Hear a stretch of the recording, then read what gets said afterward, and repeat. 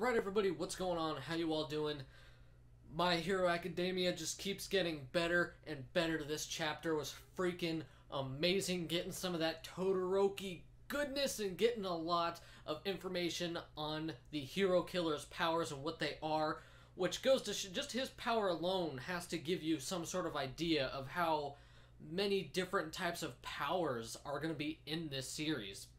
First of all, getting to see Todoroki go completely nuts with both of his powers, not just his ice power, but his fire power as well.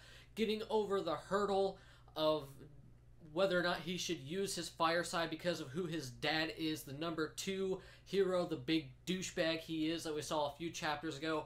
But it was kind of nice, at the end of the chapter, we got that little just show of Todoroki visiting his mom, who, as we saw several chapters ago, came to resent him for the most part because of his fire side, and he goes and visits his mom in like this wacky shack sort of place where she's being watched and taken care of, and she pretty much apologizes to Todoroki. I thought that was a good touch, kind of closing that part of his story, because they kind of left that open last time they talked about it.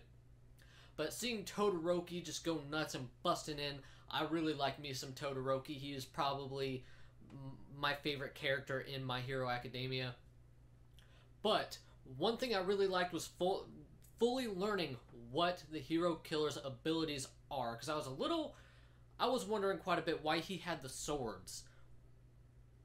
So it was, if he has the swords as weapons, his power can't be all that useful or whatever. It may be more like a support type of power. But actually his power is quite in-depth, and I think it's pretty creative. And kind of gross, too, and very unsanitary, but I hope hepatitis doesn't exist in My Hero Academia. If it does, this dude is pretty raunchy, I would assume. But anyway, it appears the hero killer's powers have to do with him ingesting a person's blood. So the swords and the daggers are there to cut his opponent so he can get their blood and ingest it. And then what that does is when he ingests their blood, it impairs their movements for up to 8 minutes. And it also depends on the blood type. It seems like Deku, who was the last person to be pretty much immobilized, was the first one to get moving again because he had type O blood. And type O blood has the shortest amount of effect. I believe it was, heck, what is it? In order that they said, it was from the highest amount of time he can keep him immobilized to the lowest amount of time. It was B, A, B, A, O, I believe is what it was. And it's just that description of this power was really interesting and really different. So the hero killer has to be really skilled in just his sword abilities and his movements, because his power would be a hard one to achieve, I would imagine, in a lot of cases. I mean, getting your opponent's blood and ingesting it, which I guess the swords would make it a little bit easier, because not only are you going to be able to cut your opponent in order to get their blood, but a lot of times the blood may linger on his dagger and he's able to lick it. And there were a few instances in this chapter where Todoroki, he did get cut, but he got lucky and his blood didn't get ingested by the hero killer.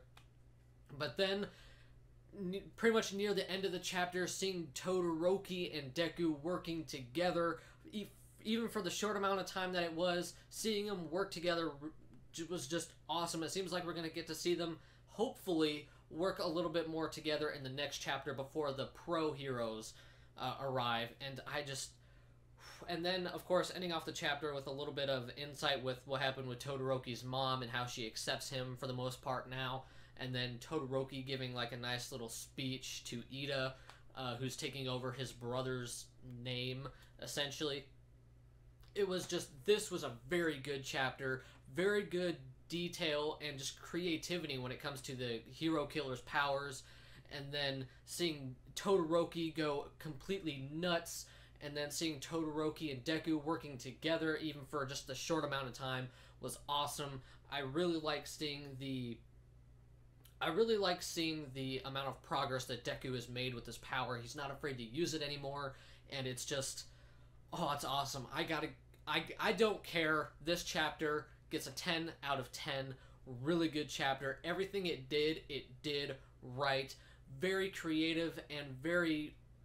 Not only the explaining on the hero killer's powers was very good, but how they went about, how Deku went about figuring out the hero killer's powers was just awesome.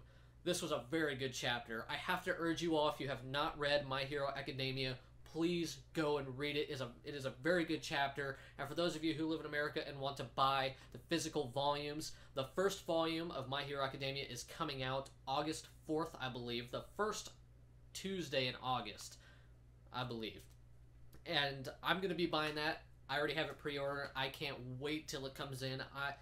This is a very, very good manga. I highly recommend you read it. But that's going to be all for this time. Thank you all so much for watching this video. If you all liked, if you could give it a thumbs up or subscribe, I would very much appreciate it. And thank you all so much for the amazing love and support you've left on all the previous videos. It has been amazing. I love you all, and I will see you all next time. I am out.